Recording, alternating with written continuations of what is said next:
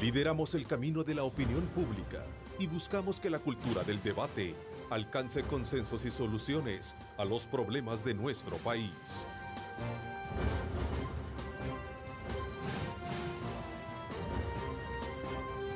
Diálogo con Ernesto López. Estrechando lazos, mejorando tu vida. ACACU DRL.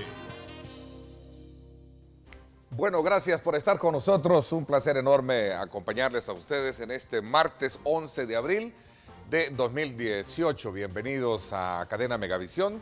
Somos canales 15, 19 y 21, como siempre, cubriendo todo el territorio nacional.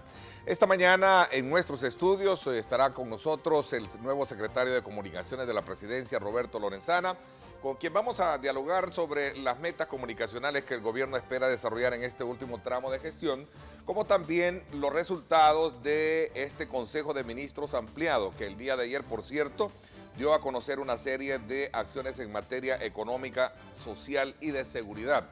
Vamos a aprovechar a hablar de estos elementos y estos componentes vitales de esta, digamos, proyección de gestión que lleva el gobierno, entre otros temas que tienen que ver con las estrategias para mejorar el diálogo y los acuerdos políticos. Así es que serán tres aspectos elementales que vamos a tener.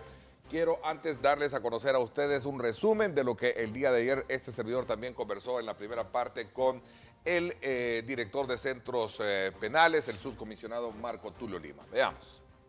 Tuvimos recientemente en la aprobación es una prórroga de las medidas originales, o sea, el decreto 321 que se había presentado anteriormente por 6 meses más. Es prórroga entonces. Es prórroga. Yo creo no es que decreto nuevo. No es decreto nuevo. Lo novedoso es que se acortó el plazo, ¿verdad? Antes eran por 1 año, ahora los han dejado por 6 meses. Y se modificó el artículo 5 y el artículo 8.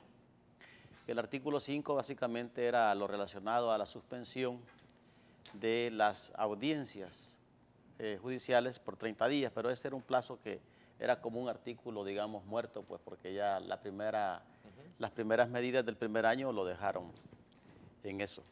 Y el otro era lo relacionado a la contratación directa de los servicios, principalmente aquellos contratos grandes que el ministro debe de fundamentar la resolución de estos. Esto pues es lo mismo que se ha venido haciendo en el tema de las contrataciones, dado de que se trata de observar lo que se le da, lo que establece la CAP, principalmente en el tema de los contratos. Luego lo demás prácticamente queda igual, todas aquellas medidas tal como usted los mencionaba, aquellas medidas relacionadas a continuar habilitando los centros temporales de reclusión que actualmente todavía tenemos nosotros, el de Santa Ana y el de Izalco, en un proceso de construcción, el traslado de los privados de libertad a los diferentes centros penales y granjas del país, también es otra medida que se mantiene, que es una facultad del ministro, pues mediante un acuerdo ministerial hacer traslados rápidos. Y esto pues es parte de una herramienta muy importante porque uno puede disuadir o puede frenar cualquier factor de riesgo o cualquier acción violenta que se pueda dar dentro de las cárceles.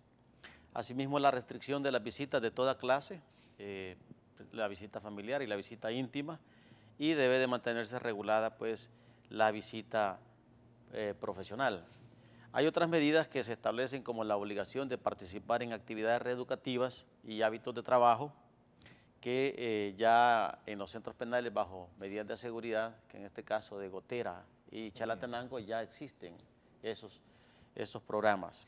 Es decir, así están varios y también en el tema de los bloqueadores de señales telefónicas también se mantienen parte de las medidas.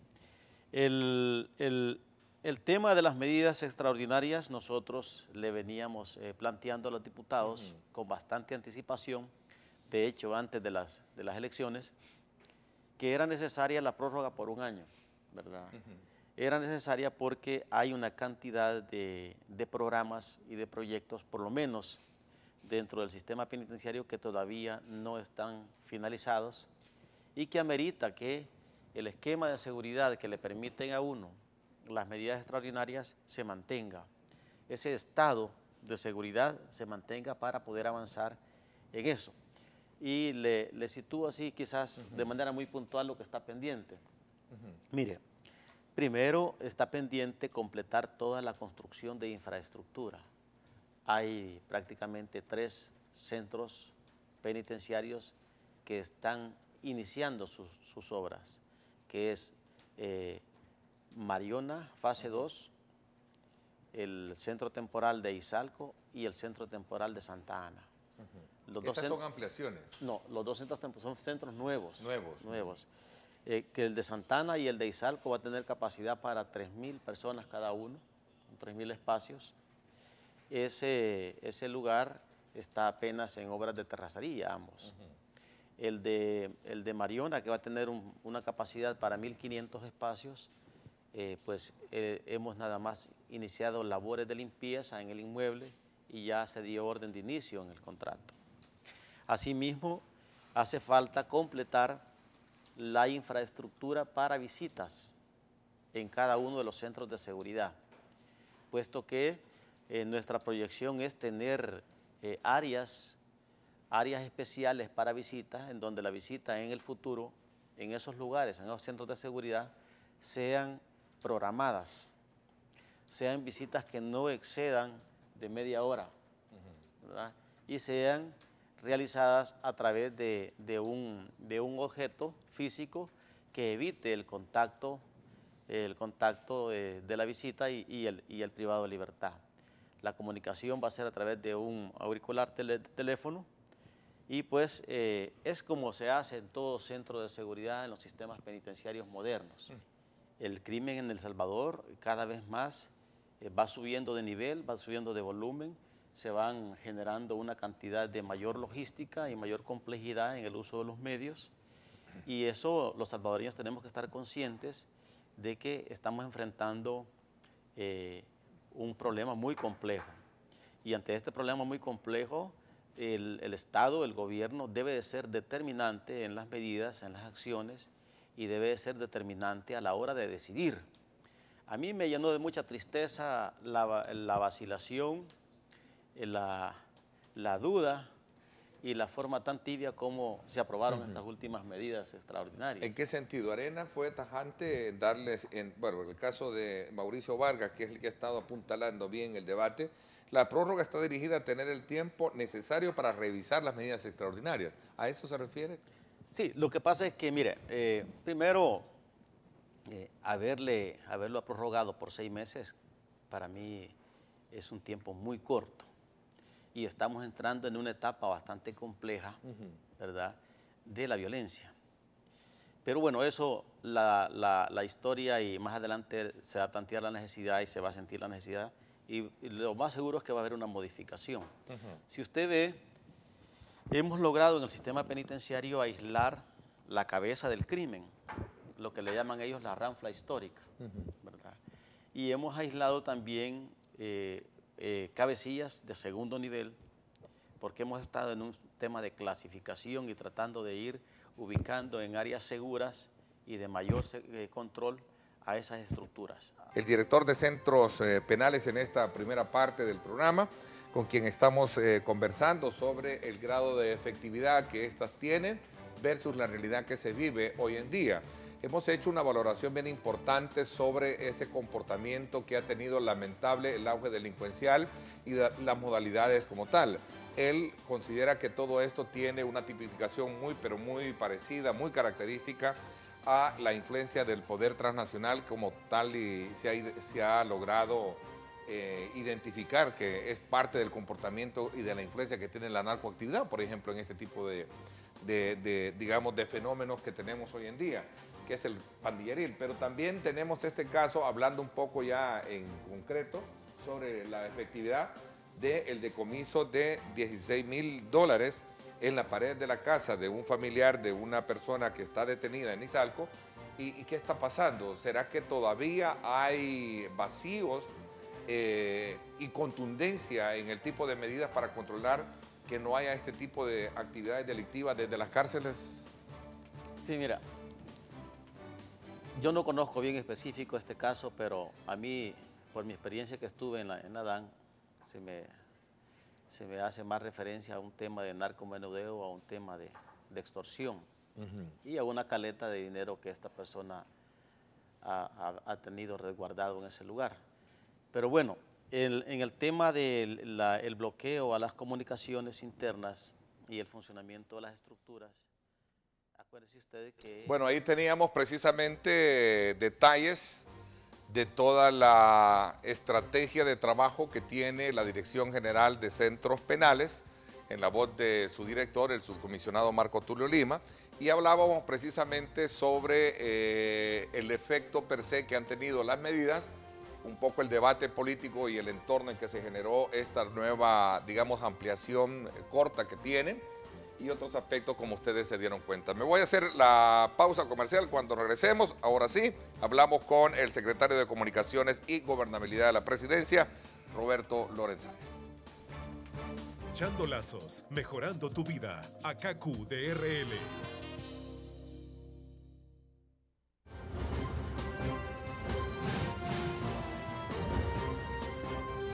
Diálogo con Ernesto López. Estás viendo Diálogo con Ernesto López.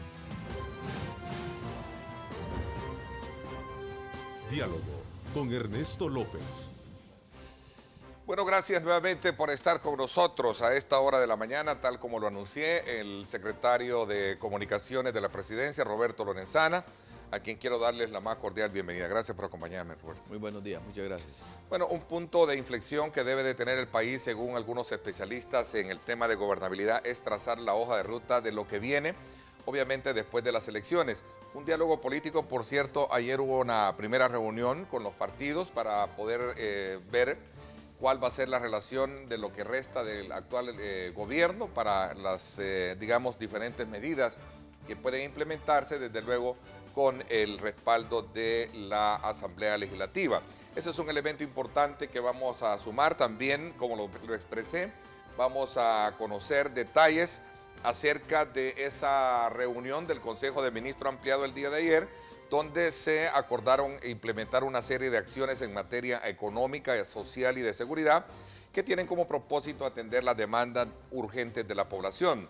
Se habló de un plan 10, que son precisamente 10 meses en los cuales se trazan estas prioridades en las áreas económicas, social, de seguridad y otras que tienen que ver con las grandes necesidades de los salvadoreños. Así es que serán puntos de honor que vamos a sostener este día con nuestro invitado. Aprovecho para que usted también participe, @diálogo21, @Neto López Radio. Son las dos cuentas en Twitter que están disponibles para que usted y yo podamos interactuar sobre las diferentes temáticas que vamos a desarrollar en este programa. Así es que desde ya, bienvenidos.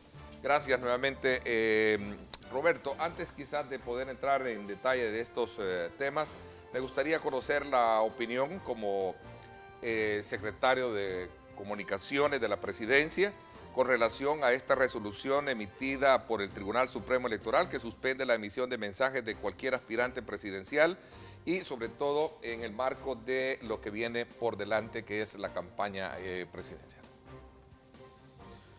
Bueno, en realidad lo que puedo decir con este tema de la decisión del Tribunal Supremo Electoral de suspender la campaña electoral, la pre-campaña electoral de los partidos políticos. Primero que ha habido una campaña abusiva, diría yo, impune, ¿verdad? Es una enorme campaña electoral, fuera de tiempo, y el Tribunal Supremo Electoral no había dicho absolutamente nada. Lo dice hoy que se está en la recta final de la campaña electoral de Arena. Pero realmente en las narices de todos hay una campaña multimillonaria y hasta ahora no había dicho nada. La información que nosotros tenemos es que esto surge, esta demanda al tribunal surge al interior del Partido Arena, que ha presentado un grupo de gente una demanda para que suspendan la campaña porque esa campaña electoral está favoreciendo a un grupo. Es parte de las contradicciones internas de Arena, ¿verdad? Cualquiera diría, miren qué bien, el tribunal ha fallado, está tratando de bloquear una campaña ilegal, pero definitivamente se está haciendo bastante tarde. Ahora, quien está en campaña es Arena, pero a partir de ahora se le prohíbe a todas las fuerzas políticas. Claro. Ya cuando ellos están terminando su recta final de precampaña. Entonces, de todas maneras, enhorabuena diría yo, si es que se trata de hacer cumplir la legalidad y la institucionalidad del país. Ahora, ¿no es esto atentatorio contra el ejercicio de la cobertura y otros aspectos elementales que las figuras que contempla esta resolución plantea? Mira, en realidad lo que está claro es que debe de haber determinada prudencia, determinado sentido común en los esfuerzos de comunicaciones. O sea, no se puede ir más allá de lo que la ley establece. Y difundir, dar a conocer las ideas, los pensamientos, las propuestas de las personas que pueden entrar en una competencia, siempre será bueno para la sociedad. La sociedad necesita conocer los puntos de vista, los enfoques, la visión de las personas que pretenden conducir el país. Eso está bien. Pero hacer una campaña publicitaria multimillonaria, bueno, eso es otra cosa, eso es irrespeto a la ley, ¿verdad? Y yo creo que eso es lo que hay que acotar, digamos, y creo que en ese sentido, ojalá que la visión del ente colegiado sea esa, ¿no? A ver, voy a hacer un ejercicio en el caso muy en particular del partido, no de Arena, porque ya está claro como lo ha situado. Por ejemplo, si el FMLN comienza sus internas, resultan 3, 4 competidores, ¿cómo puedo yo de alguna manera no verme, digamos, afectado por esta decisión si convoco a cada uno de ellos a una entrevista, por ejemplo? Sí, yo creo que eso es totalmente razonable, pero lo que has tenido es otra cosa. O sea, de aquí en adelante vamos a ver, ¿no? Si realmente hay, digamos, cuál va a ser la conducta, pero de aquí para atrás es que no son entrevistas únicamente. Lo que tenés es campaña de MUPI, campaña de vallas, toda la publicidad exterior, no tendría spot, derecho, cuñas radiales, todo, es una campaña publicitaria. ¿No? Los precandidatos de un partido, vamos a irnos al FMLN, puede ser el partido Gana, ¿no tendrían derecho también dentro de ese folclore entrar en esa dinámica de campaña pues interna? Da la impresión que no, pero a los otros se les permitió. Pero ya se les cortó, ahora se les pone un alto. Pero se corta a futuro para otras fuerzas políticas también que no lo han hecho. No hay contradicción en la ley porque la ley dice partidos políticos hagan elecciones internas. Sí. Y vienen las elecciones internas y abre el abanico de participación. Viene cada uno de los candidatos y dice, yo quiero ser y busco estos mecanismos de comunicación interna. Los procesos electorales internos, como tú dices, son internos, ¿no? ¿Verdad? Al menos en nuestra legislación. En otros países podrá haber experiencias distintas, pero en nuestra legislación dice elecciones internas, elecciones que se dan al interior de las fuerzas políticas. ¿Verdad? Y esta es una campaña externa, una pre-campaña a toda la sociedad, de tal manera que ya es una campaña electoral la que están haciendo, como que ya estuviéramos en los meses de campaña que la ley autoriza, ¿no? A ver, como ciudadano y examinador de la realidad, no sé, me da la impresión que aquí hay una contradicción. Hay una contradicción en la ley, porque, insisto, la ley exige que los partidos políticos hagan elecciones internas. ¿Cómo van a desarrollar su proselitismo estos 3 precandidatos? Llámese de cualquier otro partido. Esa es la pregunta que yo me hago. Mira, se puede, si se quiere hacer una interpretación, cada quien puede hacerla. Desde el punto de vista de la lógica del interés, incluso del interés comercial de la comunicación, diría yo, pues sí, por supuesto, entre más comunicación haya, mejor. Pero hay que ceñirnos a lo que dice la ley, son campañas internas. Entonces, ahora el tribunal está fallando para que se suspenda una campaña publicitaria multimillonaria que el único partido que la está haciendo es Arena. Es Arena, estamos claros. ¿Verdad? Pero mañana puede ser el FMLN. Sí, al resto ya no se lo va a permitir. ¿Sí? se los ha permitido a ellos, pero al resto ya no se lo va a permitir. Mañana puede ser el Entonces, FMLN con 3 candidatos, no, el 4 FMLN candidatos. o cualquier otro partido político. Puede venir Gerson a poner un spot dirigido a la militancia pero ahora, del FMLN. pero ahora estará prohibido. Sí, puede venir. Solamente pero hoy lo prohíbe Arena, pero se los ha permitido durante meses, de manera impune, diría yo, incluso de manera abusiva.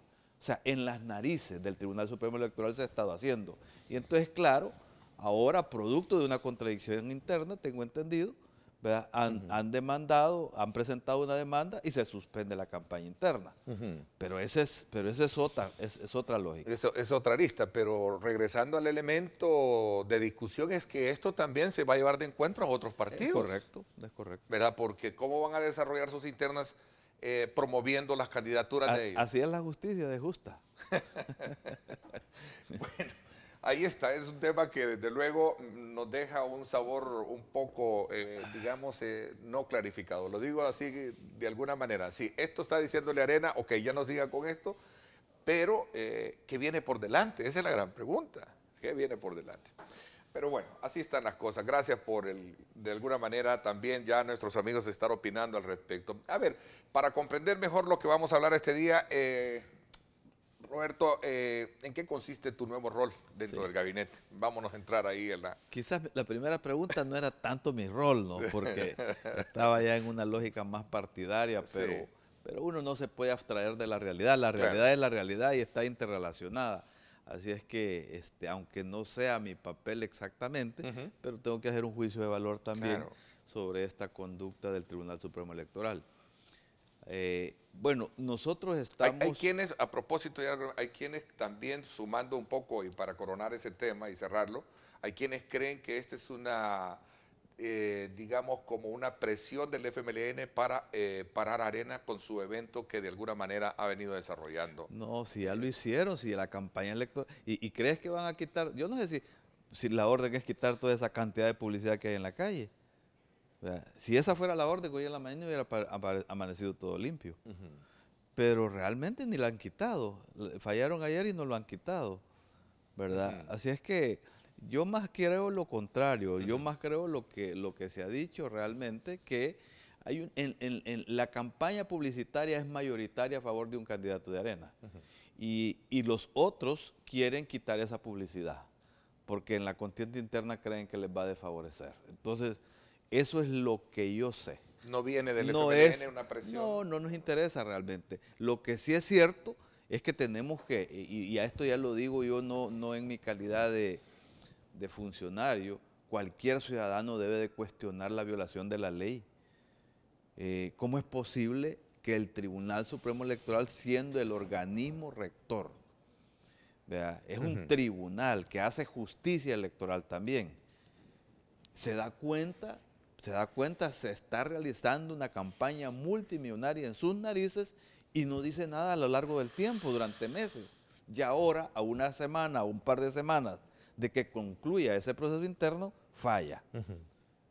Entonces, y le suspende al resto de los partidos políticos, por supuesto, ¿verdad? Entonces, eso uno sí tiene que tener el sentido común de verlo y cuestionarlo, ¿no? ¿Cómo va a promover sus cartas, sus credenciales de sus precandidatos el partido FMLN, por ejemplo, con esta resolución? Sí, ya ese es un tema. Pero yo te decía, ese es un tema que yo, tenemos todos los salvadoreños el derecho de dar un punto de vista. No estoy en ese rol, digamos, exactamente, pero doy mi punto de vista, ¿no? Pero era necesario, sobre todo por este tema de los debates. Si realmente es campaña la realización de un debate interno de un partido o no es campaña. Pero bueno, como portavoz también y también conocedor de la materia de comunicaciones, sabrá y tendrá una opinión al respecto. Yo creo que se va a discutir con más amplitud esto, pero vamos a ver con qué fuerza realmente se ejecutan las cosas, y no es solamente un planteamiento de forma que no cambia nada, ¿no? Porque ya hubo una multa. Sí, hay multas, sanciones. Pero les da lo mismo. Como que dice, yo pago la multa y ¿qué?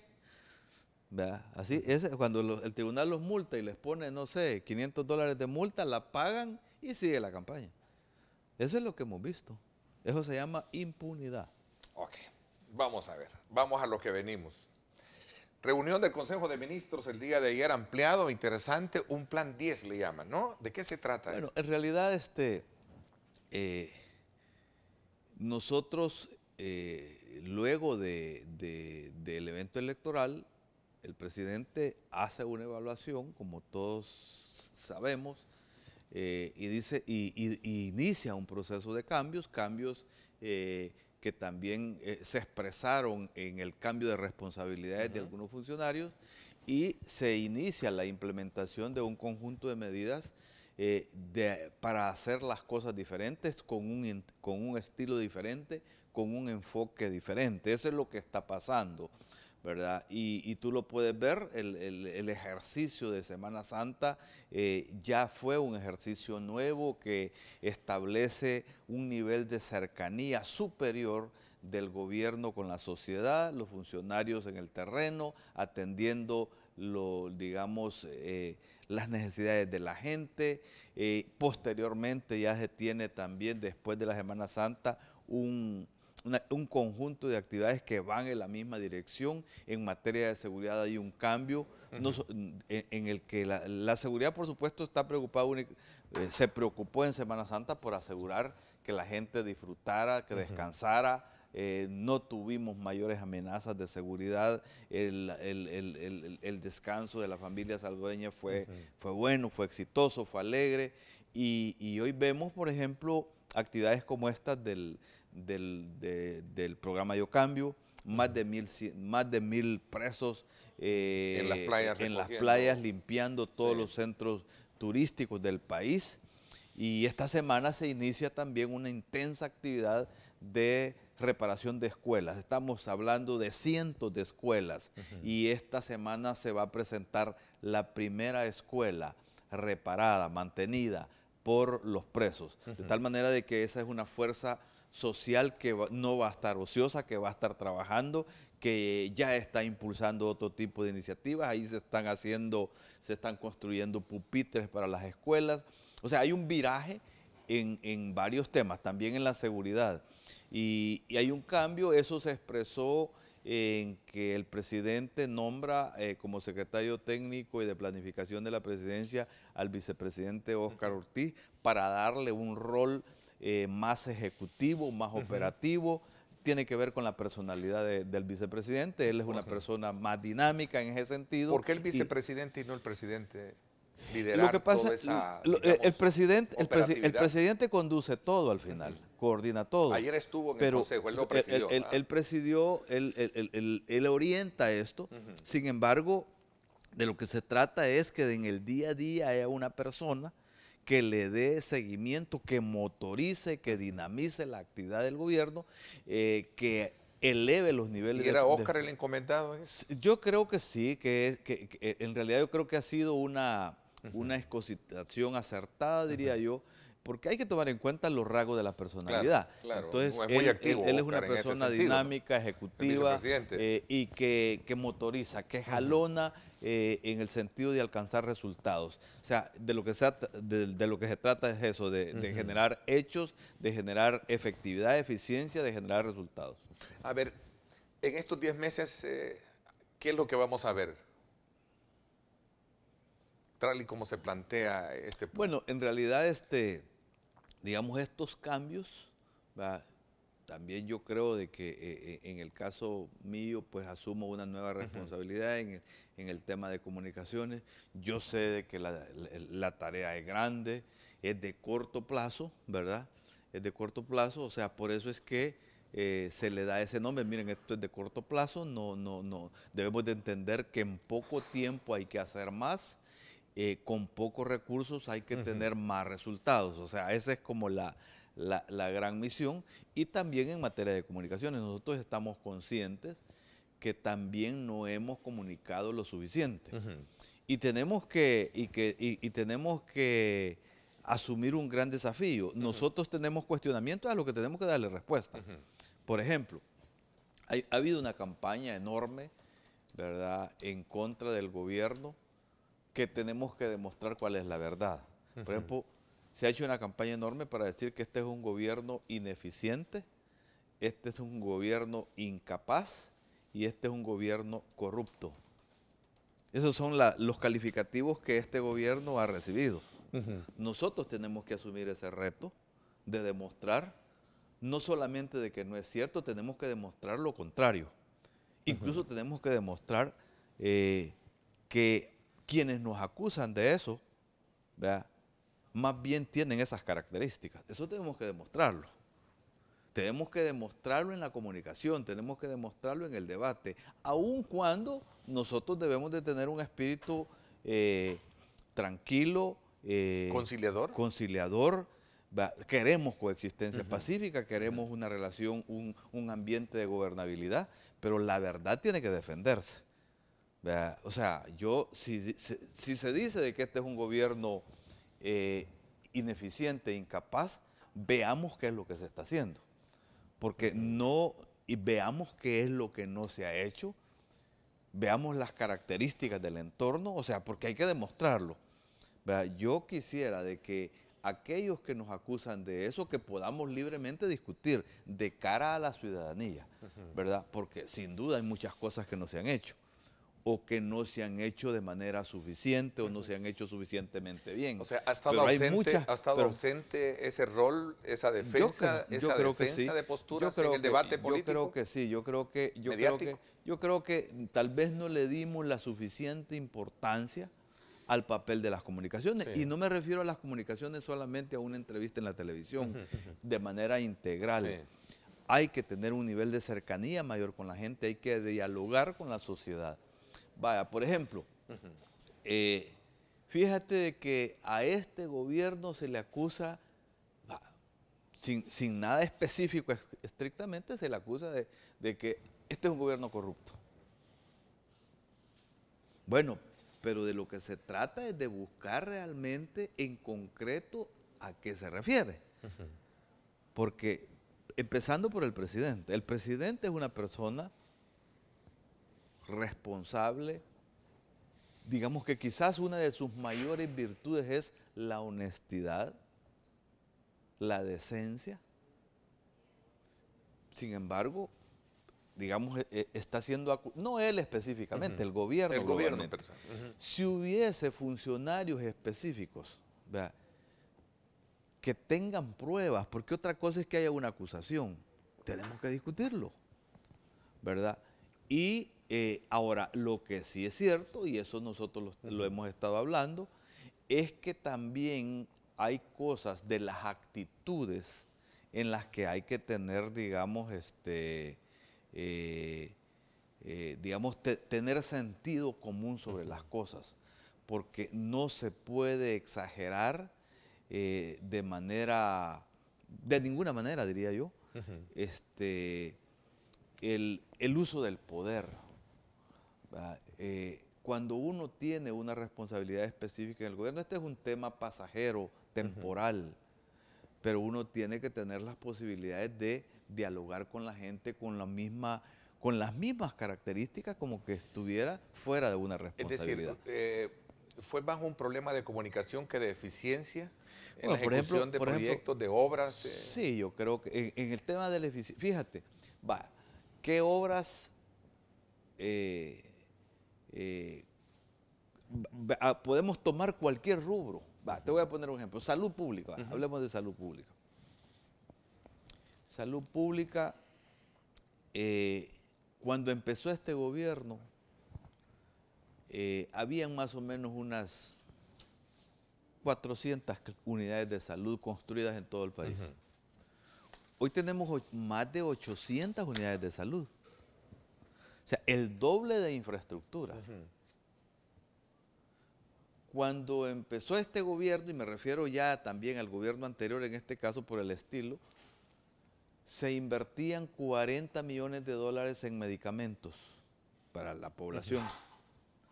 Ahora se invierten más de 80 millones, el doble de inversión en medicamentos. Sin embargo, cuando falta algún medicamento en un hospital X, se exacerba la noticia como que no hay medicamentos, pero es que se está dando el doble de medicamentos de lo que daban antes. Entonces, es ineficiencia. Mira, Eso uno es- de los hospitales, te voy a poner un ejemplo, uno de los hospitales más modernos de Centroamérica, diría yo, y se puede ir a hacer un recorrido y ojalá que la población pudiera hacerlo, porque van, por supuesto, los pacientes. Uno de los hospitales más modernos para atender la maternidad en nuestro país es el Hospital de la Mujer de San Salvador. Sin embargo, las notas que nosotros hemos estado viendo de manera reiterada en los medios de comunicación es que se rompió una cañería, que se rebalsó en un lugar un poco de agua, pero es uno de los hospitales mejor equipados de Centroamérica. Pero la nota es otra. Entonces tenemos que pasar a demostrar cuál es la verdad sobre estos hechos. Entonces, hace falta, por supuesto, mucho que hacer. Nosotros tenemos 2 hospitales proyectados que no los ha aprobado la Asamblea Legislativa en San Salvador, créditos aprobados por el Banco Interamericano de Desarrollo que la Asamblea no los aprobó. Se puede hacer más. A ver, sin embargo, si yo le pregunto, digamos, a la oposición, me va a decir de qué sirve que tengamos infraestructura si no tenemos medicamentos en los hospitales. Pero yo te decía, ellos, digamos, invertían 40 millones, hoy se invierten 80 millones. ¿Cuál es otra de las realidades? No hay que olvidarse de la historia. Hace pocos años, en este gobierno, se eliminó la cuota voluntaria en los hospitales. Se pagaba por la consulta, ¿verdad? Se pagaban $5, $3, depende. Se pagaba por la consulta médica en los hospitales públicos. Eso no hay que olvidarse, eso a pocos años. Y claro, eso limitaba el acceso de la población. Entonces la población decía, como no tengo para pagar, no voy. Hoy es gratis. Entonces la demanda de la ciudadanía ha crecido, ha aumentado el nivel de cobertura de la salud en la población, justamente porque hay acceso gratis y porque se crearon los equipos comunitarios de salud que van al terreno a atender la salud y eso aumenta el acceso de la población a los servicios de salud. Quiere decir, por eso es que la medicina, aunque haya crecido, todavía no es suficiente, porque hoy hay más demanda, hoy se atiende más gente. Entonces, pero de eso a decir que no hay medicamentos no es cierto. ¿Sabes cuántas consultas diarias da el Hospital Rosales? Diarias. Y cada consulta es una receta.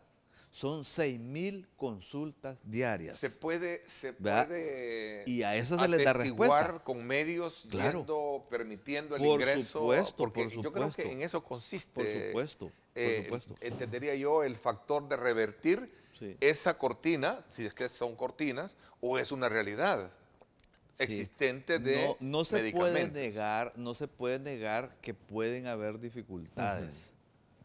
Pero la verdad debe ser completa, ¿no? Forma parte del proceso, forma parte del entorno, ¿verdad? Entonces, antes, y así fue, ¿verdad? Se compraban medicamentos vencidos, incluso medicamentos peligrosos.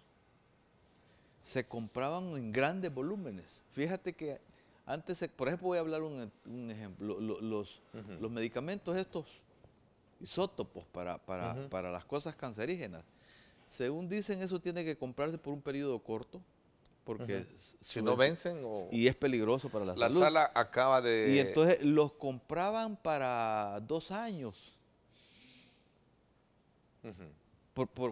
para hacer un negocio, ¿no?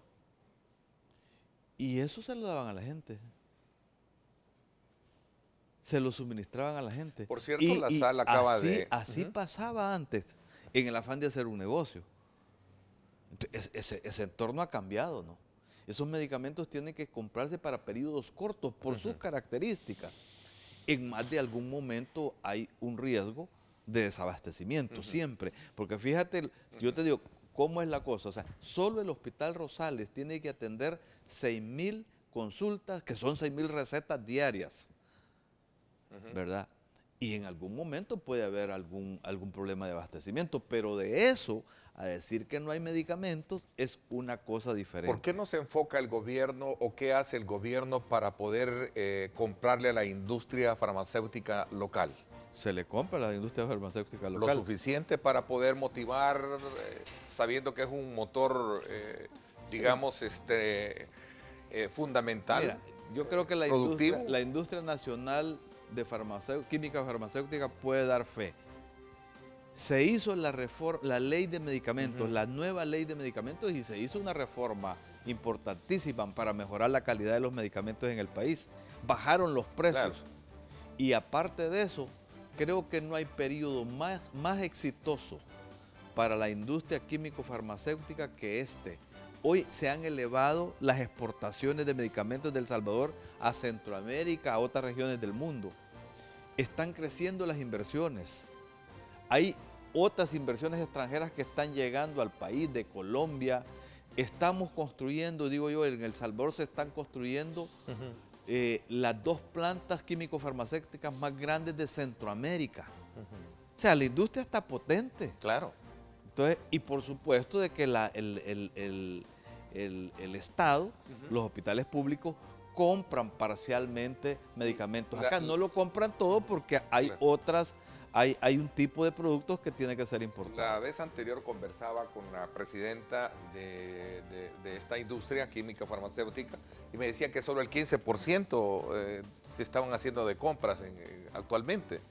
No, yo ahorita no te puedo decir el resultado, pero lo que yo sí te puedo asegurar es que no hay periodo más exitoso para la industria químico-farmacéutica que este, y se compra una parte importante y yo espero que se pueda crecer mucho más. A ver, ¿de qué estamos hablando? Estamos hablando de entrar, digamos, en un análisis de cómo se han venido haciendo las cosas y cómo van a enfrentarlas ahora en lo que resta de estos meses como gobierno, ¿no? Sí. Ahora, algunos sectores de alguna manera esperaban que fueran más, digamos, y profundos los cambios dentro de la proyección de gestión del gobierno.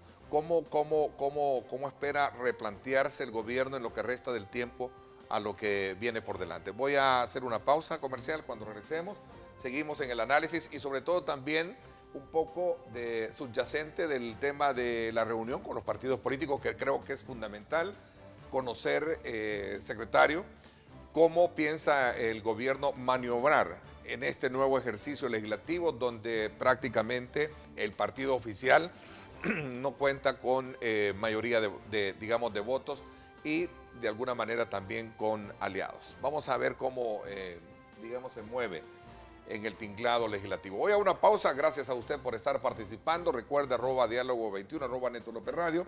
Quiero aprovechar e invitarlos a que me acompañen hoy a las 6 de la tarde al debate político semanal a través de 107.7 Fuego, estación del Grupo Radial Megavisión. Vamos a hablar del temas de coyuntura con Julio Valdivieso, Paul Steiner y también Carlos Araujo. No se lo pierda. Astrid Ábalos y este servidor los esperamos a las 6 de la tarde por 107.7 Fuego, estación del Grupo Radial Megavisión.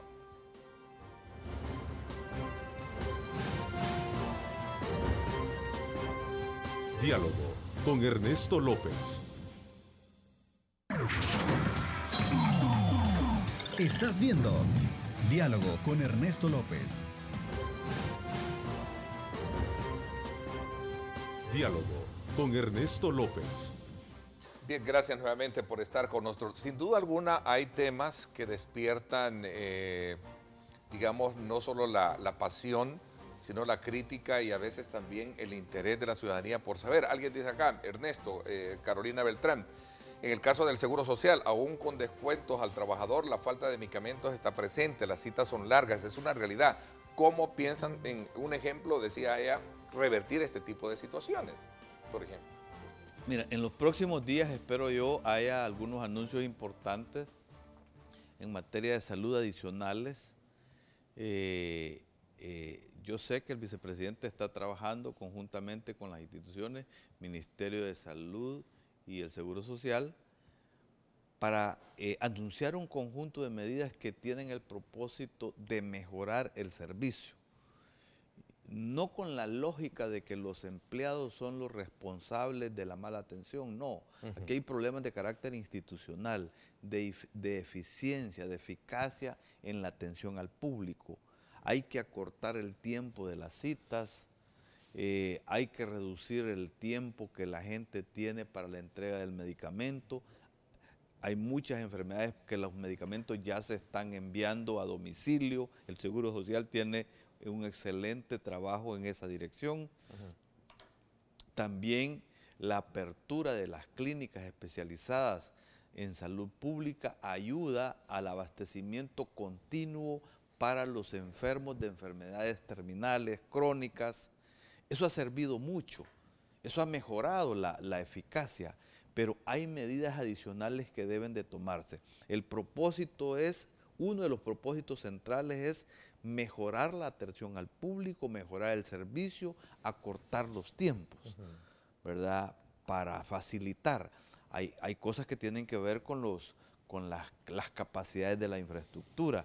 Nosotros quisiéramos, por ejemplo, que si a alguien se le recomienda hacer una operación quirúrgica X, se tardará menos tiempo. A veces hay que tardarse más tiempo por la capacidad instalada, ¿verdad? Y no se tiene suficientes espacios en la capacidad instalada. Esas cosas se están mejorando y de lo que se trata es de aumentar la efectividad, la eficacia, acortando los tiempos. Seguramente en los próximos días, se van a dar a conocer algunas de estas medidas. Esto no tiene que ver únicamente con salud, tiene que ver en general con los servicios públicos, también en el tema de agua, también en el tema de subsidios, en el tema del gas, tú sabes, ya se tomó una primera decisión, prácticamente es llegar a un subsidio del gas equivalente a más del 50%, diría yo, casi el 100%.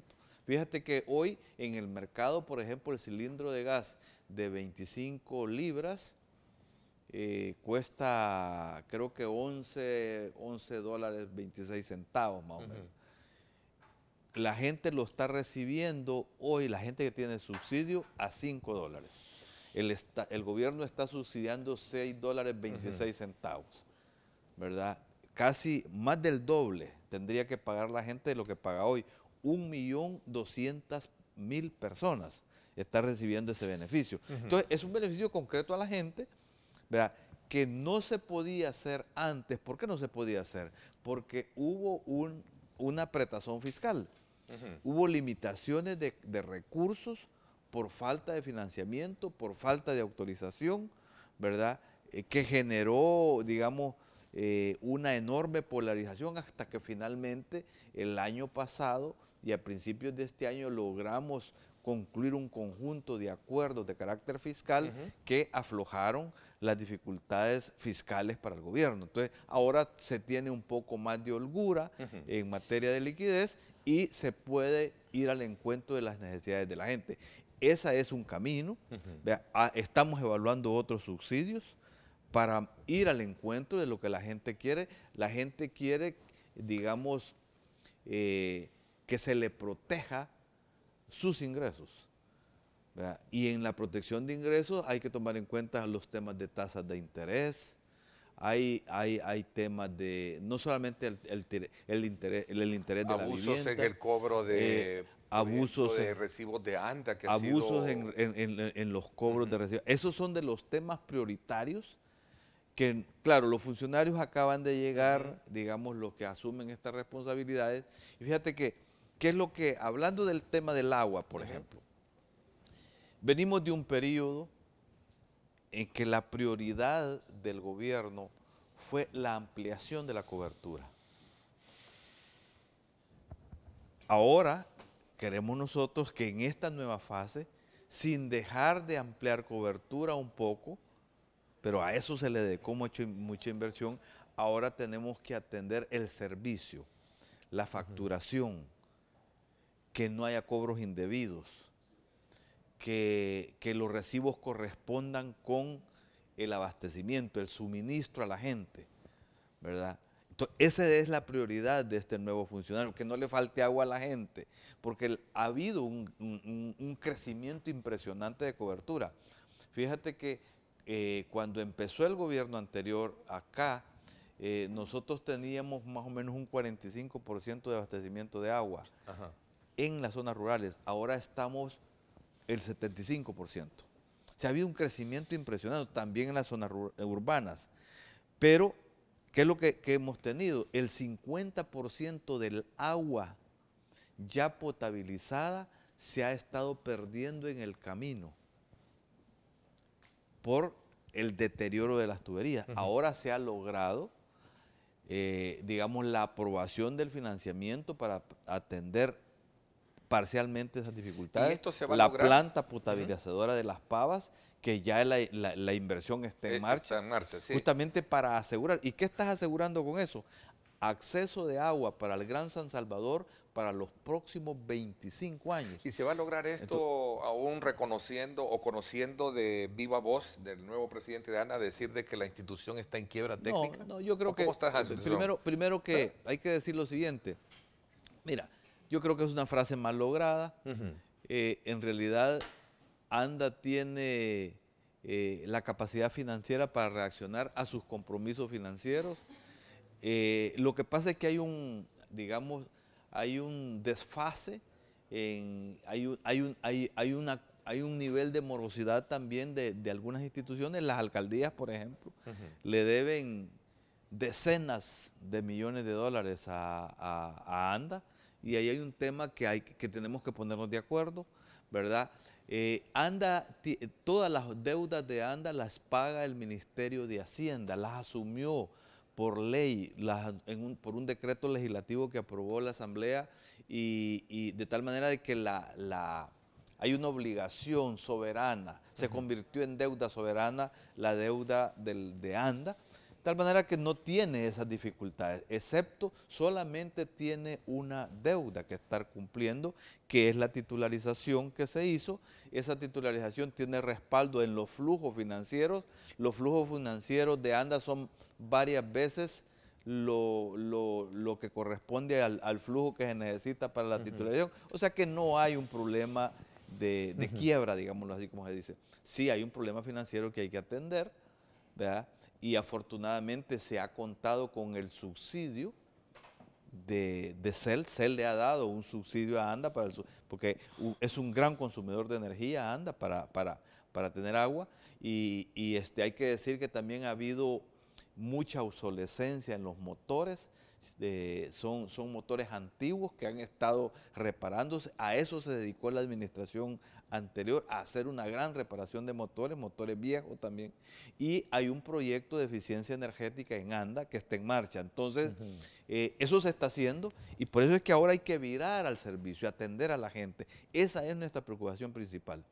Estamos saliendo del estrés hídrico de este mes, porque la lluvia afortunadamente ya empezó, ¿ya? Y eso a lo largo del tiempo seguramente digamos, los mantos de agua van a lograr sus niveles para que haya menos escasez en los próximos meses. A ver, ¿habrá una separación de posturas en lo que resta de esta gestión entre el gobierno y el partido oficial, y que de alguna manera provocan hasta cierto punto un desgaste en ambos? Mira, en realidad son dos cosas distintas. El gobierno está obligado a gobernar para toda la sociedad y tiene que tener una visión de cara a todo el pueblo salvadoreño. Gobierna para todo el pueblo salvadoreño. Y el partido puede tener incluso en ese sentido ciertas diferencias con el gobierno, porque no necesariamente hay algunas posturas que van a corresponder, pero deben de hacerse dentro del marco del respeto, ¿verdad? Y sin que eso refleje ser contradictorio. O sea, te voy a poner un ejemplo. O sea, por ejemplo, el partido se pronuncia a favor de nuevos incrementos salariales al salario mínimo, ¿verdad? Nosotros hemos dicho, hemos evaluado técnicamente que luego de haber hecho un incremento el año anterior, el gobierno considera que hay que consolidar ese salario mínimo. Y nosotros respetamos desde ese punto de vista la postura del partido, porque siempre tiene una vocación y una intención de favorecer a los sectores, digamos, económicamente más deprimidos, pero el gobierno tiene que hacer una evaluación más global, tomando en cuenta el interés de los trabajadores y el interés de los empresarios y el interés del empleo. ¿Será fácil o difícil poder de alguna manera hilvanar o separar ambos esfuerzos? Porque voy a citar un ejemplo, y aquí estamos hablando de un momento de coyuntura electoral donde a raíz de los problemas migratorios de salvadoreños acogidos en el TPS, el partido fijaba algunas posturas, pero que rebotaban y pegaban directamente en, contraria a la estrategia que seguramente el gobierno tenía. Me refiero a eso. ¿Habrá una separación, de posturas que de alguna manera busquen alejar ese tipo de desgastes? Ese es el punto clave. Quiero hablar también de ese quiebre en la hoja de ruta para atender otro de los grandes problemas que el país tiene, el tema de la seguridad. ¿Cómo piensan replantearse? De hecho, ayer en esa reunión de Consejo de Ministros, se tocó el tema de la seguridad como un punto también de inflexión dentro de estas nuevas proyecciones del Plan 10 que le llaman a este documento. Voy a hacer una pausa de esto, regresamos para hablar de estos elementos. Gracias a usted por estar opinando a través de @diálogo21 y @Neto López Radio.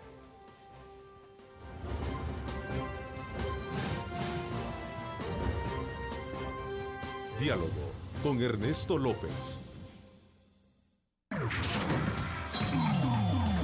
Estás viendo Diálogo con Ernesto López.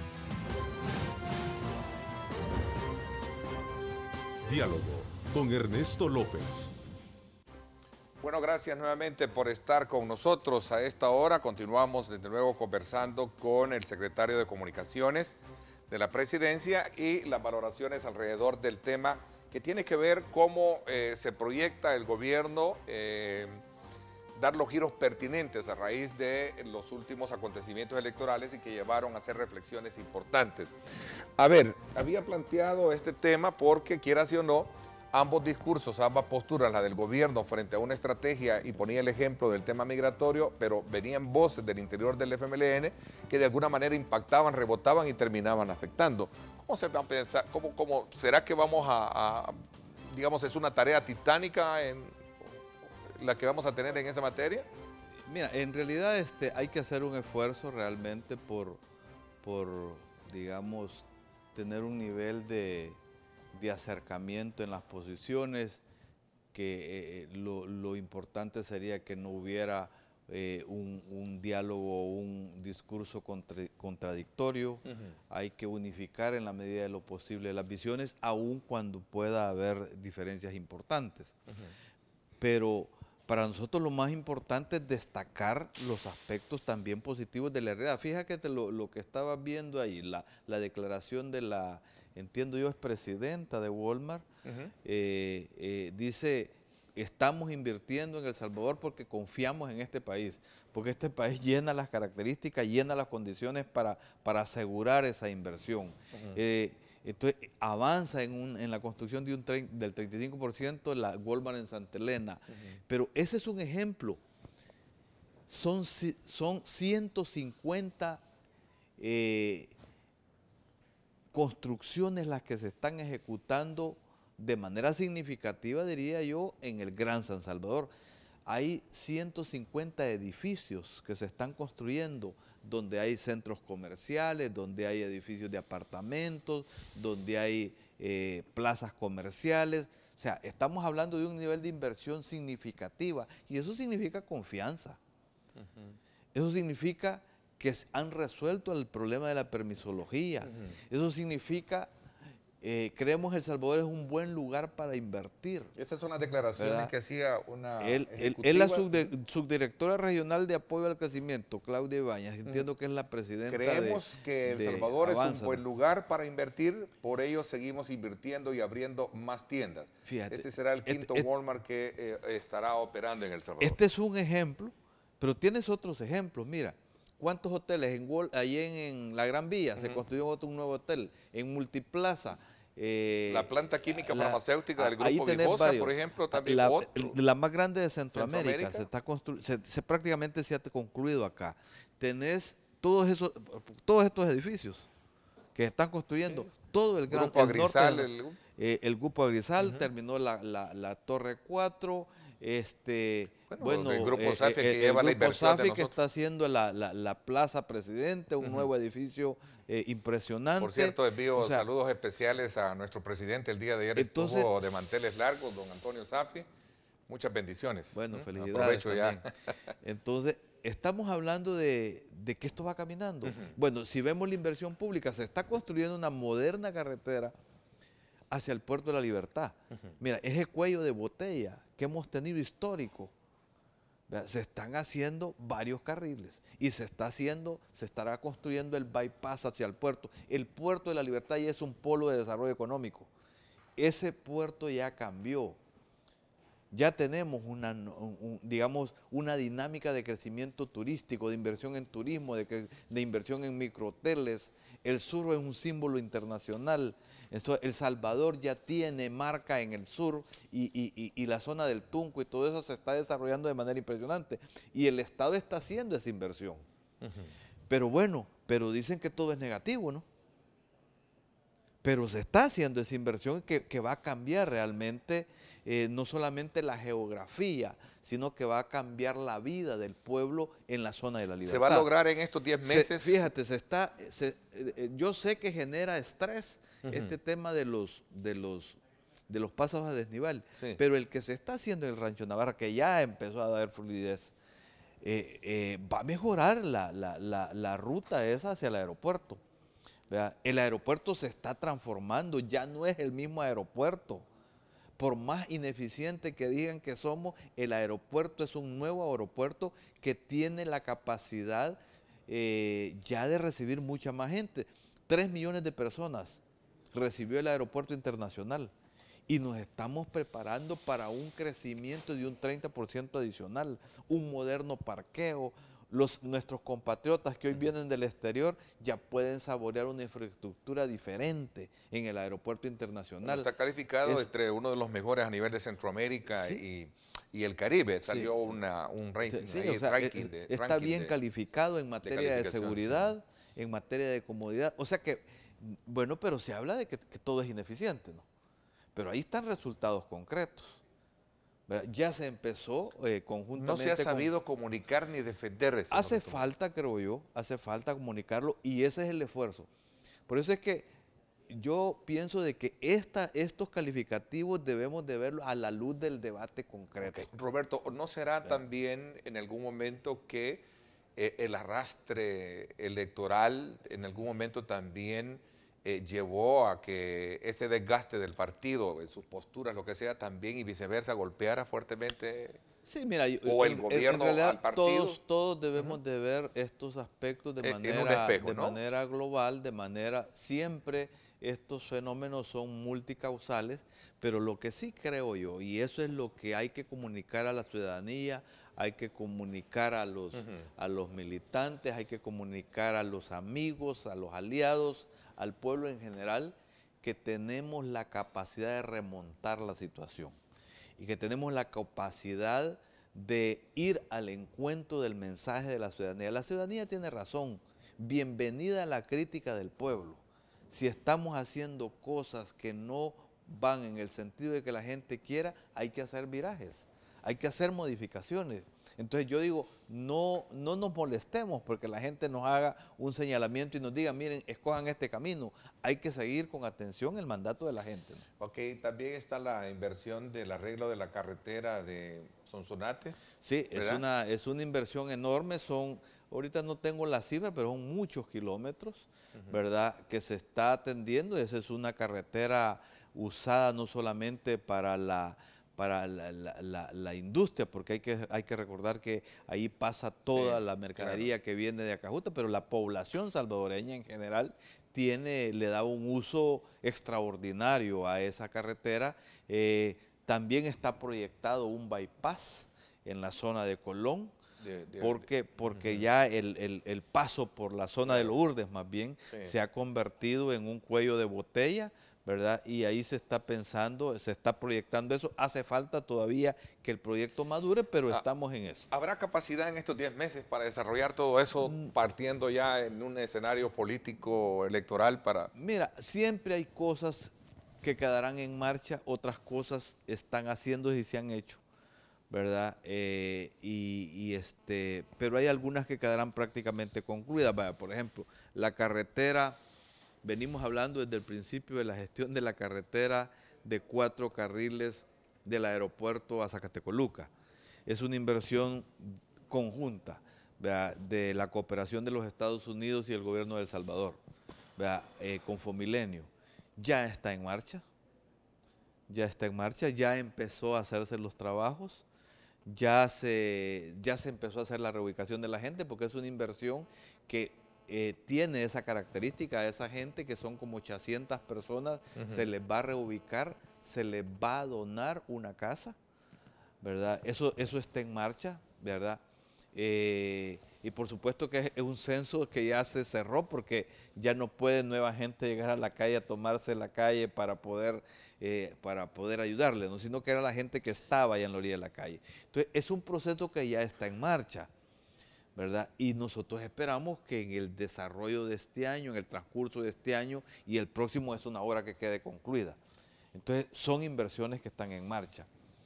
Igual con Fomilenio, por ejemplo, tenemos la intervención en cerca de 40 circuitos escolares, que se va a hacer una intervención ya en quizás un poco más de 300 escuelas que se están activando. O sea, hay un esfuerzo significativo en materia tecnológica en la educación. Fíjate que solo esta semana se hizo una entrega de 25,000 computadoras que van a atender a 1.400 centros escolares. O sea, nuestra meta de un niño una computadora se está concretando en que la mayoría de los centros escolares del país tengan un centro de cómputo moderno, ¿verdad? Eso es un paso importante. Claro, se dice de que eso no resuelve los problemas de educación. Sí, no los va a resolver todos, pero el acceso a la tecnología por parte de la niñez salvadoreña tiene un valor estratégico del futuro. Roberto, para poder hilvanar toda esa proyección y toda esa concreción con la que el gobierno ahora habla de en 10 meses poder hacer los ajustes en materia de economía, en materia de seguridad, cambios dentro del gobierno, ¿se prevén más cambios dentro de la administración? Mira, el presidente no ha hablado de nuevos cambios, ¿verdad? Pero por supuesto de que uno no sabe si en el devenir lo que el presidente quiere es que estemos alineados a las exigencias del momento, quiere más resultados. Si alguno de nosotros no da suficientes resultados, pues lo puede cambiar el día que él quiera, ¿no? O sea, tampoco se puede descartar, pero hoy por hoy son los cambios que él ha anunciado. Ok, voy a hablar entonces sobre este otro tema que se traza en la mesa y se aborda desde el ángulo de resolverlo en los próximos meses también, como lo han planteado. ¿Cuál es ese quiebre que muchos esperaban que tuviese la política de seguridad y resolver el problema? Voy a hablar de esto cuando regresemos. Gracias a usted por participar. Recuerde @diálogo21, Neto López Radio. Escríbanos, queremos conocer, queremos interactuar con ustedes. Volvemos.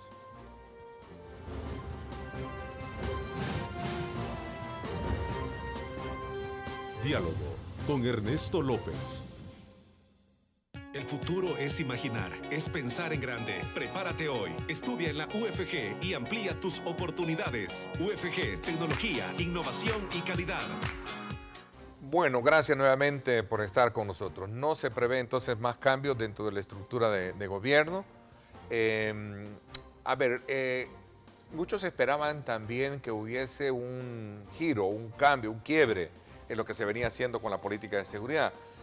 A pesar, y hay que decirlo, con los esfuerzos que se hacen desde la perspectiva de las policías y otros actores, sigue siendo un problema grave para el gobierno y para el país, el tema de la seguridad. No, sin duda, sin duda. O sea, nosotros no seguimos dimensionando esto como una de las prioridades del gobierno, ¿verdad? Y los cambios necesitan cambios. O sea, ha habido cambios importantes en la política de seguridad, ha habido también en esto resistencias conocidas, hay que hacer, y se han hecho ajustes, y por supuesto que ahora habrán otros énfasis. Yo espero que en los próximos días el Ministerio de Seguridad haga una comunicación mucho más amplia de en qué consiste este nuevo enfoque, pero yo me quiero detener a un par de cosas. Uno, el tema de los territorios. Nosotros necesitamos pasar a tener un nivel superior de control de los territorios. Ya hay un nivel avanzado de control de los territorios. Hay zonas extensas del país donde hay, digamos, prácticamente una eliminación, no puedo decir una absoluta, pero bastante significativa de los niveles de violencia. Hay zonas extensas donde la población se siente tranquila, que hace 2 años había serios problemas de seguridad. En varios departamentos, pero podemos poner algunos ejemplos. El departamento de Usulután, por ejemplo, tiene extensas zonas que creo que vale la pena comunicarlas, que vale la pena registrarlas. Hay que ir a darse cuenta qué es lo que pasó ahí, cómo la policía actuó, cómo actuó la comunidad, cómo actuaron las empresas, cómo actuó la sociedad en general. La solución la hacemos entre todos. Y entonces el tema de los territorios, el control territorial por las instituciones del Estado, que no solamente la seguridad pública, formará parte de este viraje. De tal manera de que ampliemos los territorios que tienen un nivel de convivencia pacífica. Y hay extensas zonas también. Hay zonas donde son lunares los que tenemos como focos importantes de violencia, que hay que terminar de controlarlos. Pero uno se da cuenta de que hay lugares, hay municipios donde hay meses donde no hay violencia. ¿Eran ansias o qué era esperar en algún momento cambios también dentro de esa estructura de direcciones? Bueno, tal vez si te refieres a las responsabilidades más importantes, el presidente no ha tomado decisiones en el sentido de cambiar ministro, viceministro. En realidad nosotros creemos que los funcionarios y el presidente en particular ha valorado que tanto el ministro de Seguridad como el director de la policía están haciendo esfuerzos extraordinarios, que ellos mismos pueden liderar los nuevos cambios que sea necesario hacer, y en esa dirección creo que se va a actuar en los próximos días. Roberto, tú eres un funcionario de gobierno, pero también eres un hombre de partido. ¿Qué esperas? Y aprovecho estos 3 minutos que nos quedan ya para ir concluyendo. ¿Qué esperas de lo que se haga a nivel de cambios también dentro del partido? Muchos, de alguna manera, a raíz de todo el problema que se generó y de la caída que tuvo en las pasadas elecciones, esperaban ver también cambios. Incluso ayer decía el secretario general de tu partido, en una declaración que publica el periódico La Prensa Gráfica, en lugar de pensar en cambios, en directiva la militancia debe asumir mentalidad positiva. ¿Qué piensas tú al respecto? Mira, yo creo que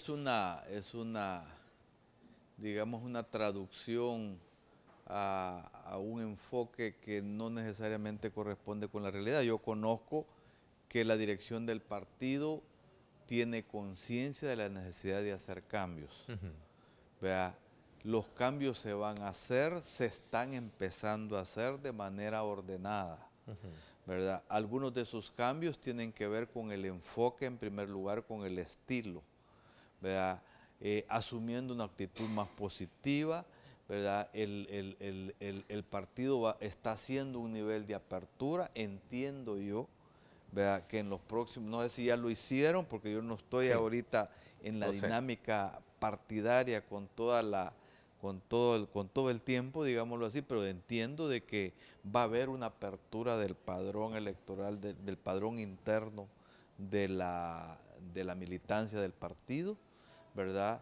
Se va a posibilitar que amigos, afiliados, no solamente militantes, puedan participar para imprimirle una dinámica distinta a la composición del partido. Eso es un proceso que estará en marcha, en los próximos días se va a iniciar.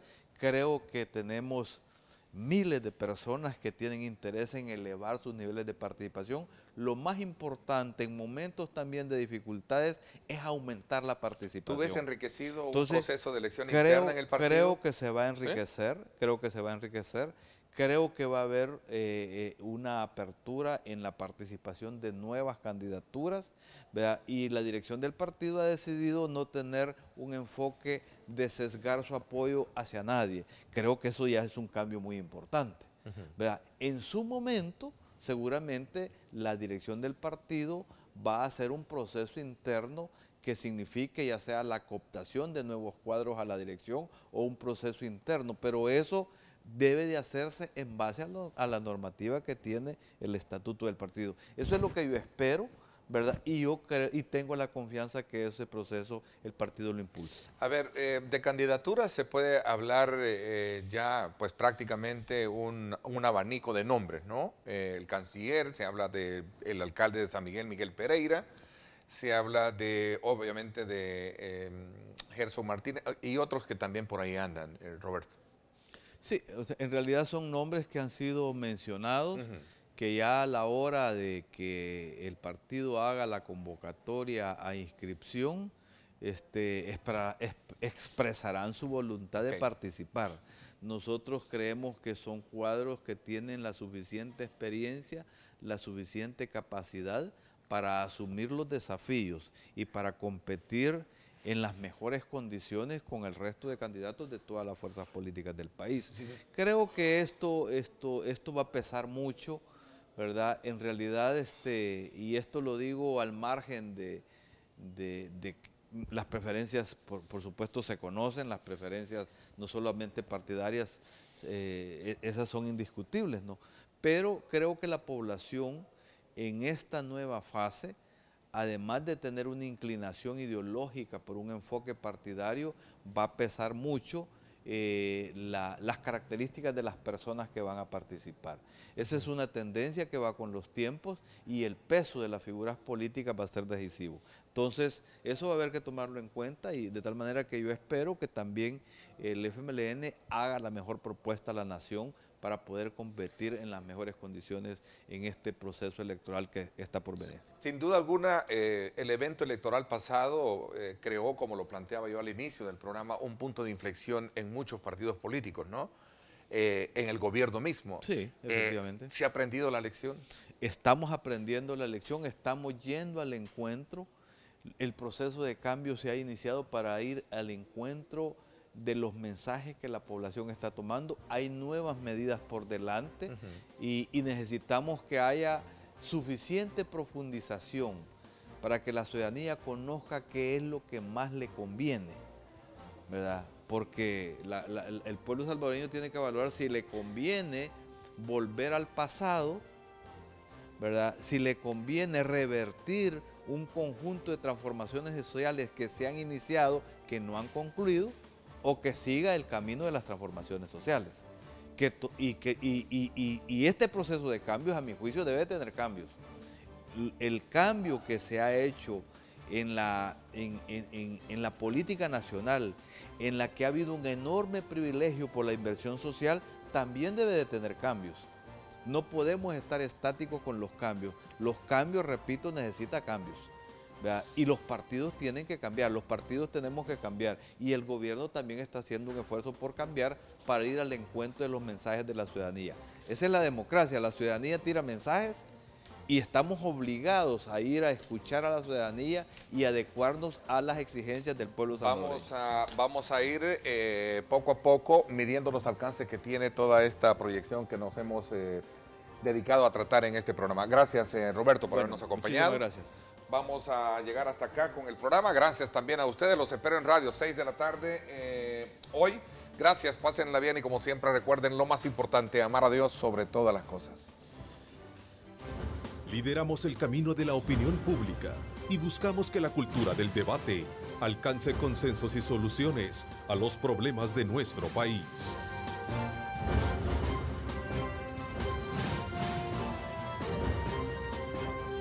Diálogo con Ernesto López.